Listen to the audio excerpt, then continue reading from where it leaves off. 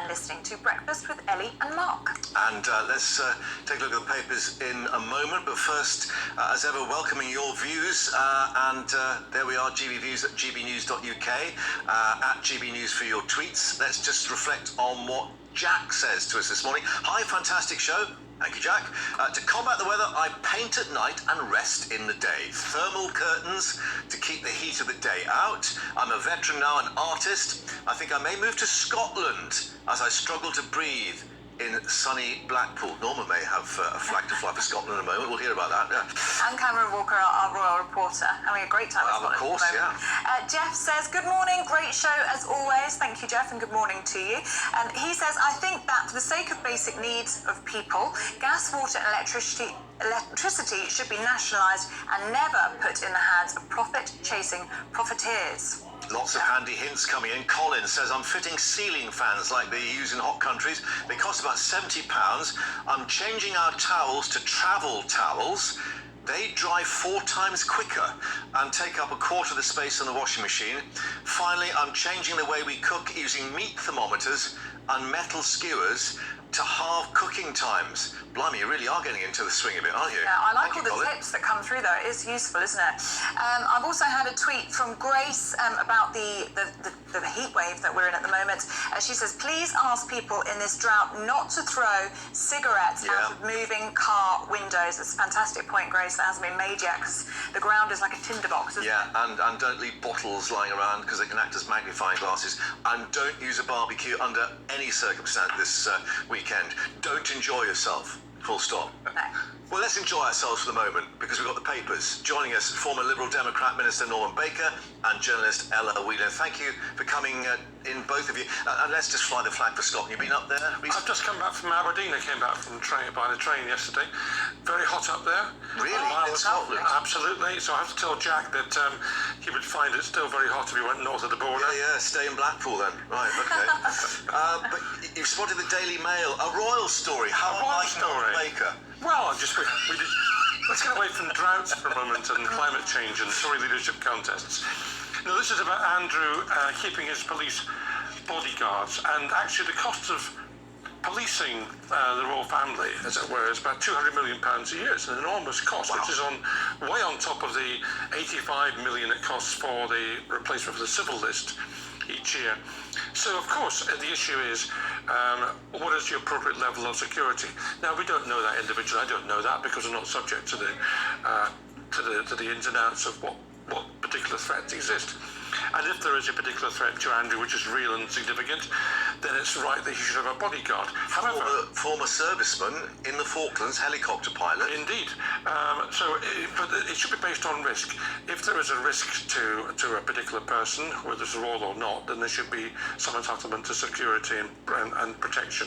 But if there's not, then why are we protecting people? And the general rule is that working royals are protected and non-working royals are not protected. And Andrew is a non-working royal.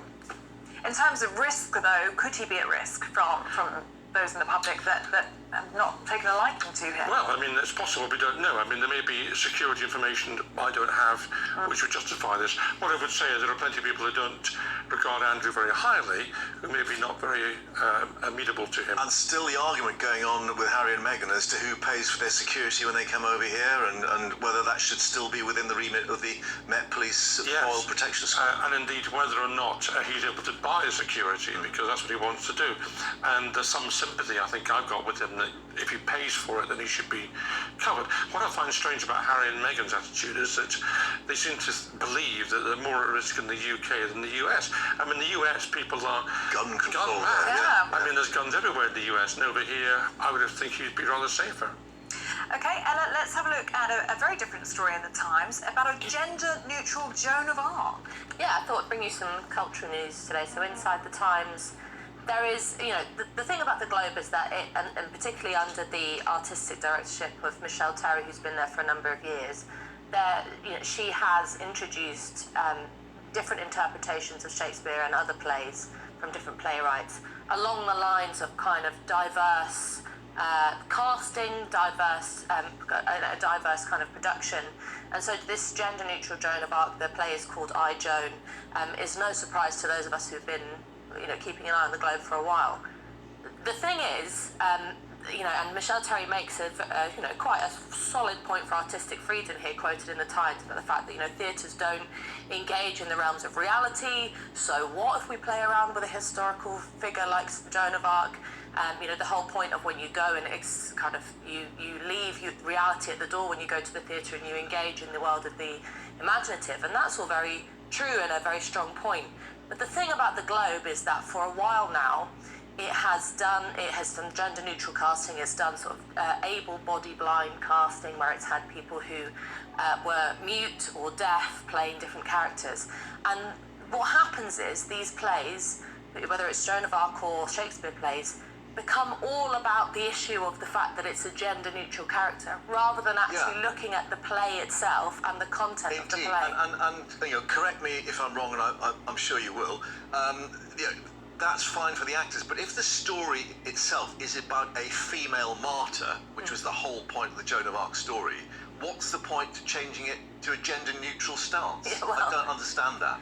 Indeed, and the whole point of Joan of Arc, it's a balance, isn't it? Because I think the point Michelle Terry is saying, well, we can do we can subvert these stories in any way. That's what the theatre is for. Okay. But indeed, if you're an audience member going to watch this and expecting to hear the story of and watch the story of Joan of Arc, she was first and foremost a religious crusader. Yeah. The idea that the sole thing you'd be going to watch is a kind of playing around with gender is a bit ridiculous. And Frank Furedi, who's an academic and an author, is quoted here in the Times talking about the fact that this is just a projecting of a fantasy backwards. And I think there is that tendency in the arts at the moment where the kind of a focus on diversity means that rather than dealing with the content of a play and particularly with Shakespeare, there's enough gender bending in Shakespeare to satisfy you for years. But we project modern sensibilities back onto text from and works of art from the past in a way that I think is probably confusing for some audiences, but also it's just a bit tiresome because you feel like you're just being hit over the head with a political message when you're going to enjoy some art. And I wanted to bring this tweet as well, saying, isn't this literally erasing a famous woman from history? And women have been erased so much from history throughout time. I think you can take the whole point, particularly with Shakespeare, that there has been, Joan of Arc's not Shakespeare, but the Globe is famous for Shakespeare. We have had about black Hamlets, we've had female Hamlets, we've had, the whole point of the excitement of particularly the theatre is in the ability to subvert and have new interpretations, and I think that level of artistic freedom shouldn't be touched. But it does feel sometimes like this is a very particular modern fad that just gets a bit tiresome. FT, Norman, Andrew Bailey, the Governor of the Bank of England, seemingly perhaps stung by the accusation he was asleep at the wheel from the Liz Truss camp. He's now fighting back, it seems. I should just say that when I was at school, some people thought that Joan of Arc was Noah's wife, but anyway, it's a very old joke. No floods at the moment, or maybe on Monday, we don't know. This Andrew Bailey has got sent out a warning, which I think is very apposite at the moment, to say don't interfere with city regulation. And the fact is that we go back to 1997 now, and the Bank of England gained independence, it was called at the time, and was able then to work within the framework set by government at a higher level, but to regulate as it saw fit, including, most importantly, setting interest rates. Apolitically. Yes, and the reason that was done, I think quite rightly in fact, by the Blair government right at the beginning in 1997, was because governments of all colours before that had sought to influence interest rates for very short-term political ends. They had a problem with a particular issue, and they fiddled around with interest rates, which may have got them through the next couple of weeks, but didn't actually coherently give them a long-term financial strategy. And we've done very well, I think, by having that independence with the Bank of England since 1997. So any suggestion that the leadership candidates from the Conservative Party will change this, I think, is worrying to the city and hopefully worrying to the country at whole. Good point. Thank you, as ever, for both of you. More from you a little later, of course. And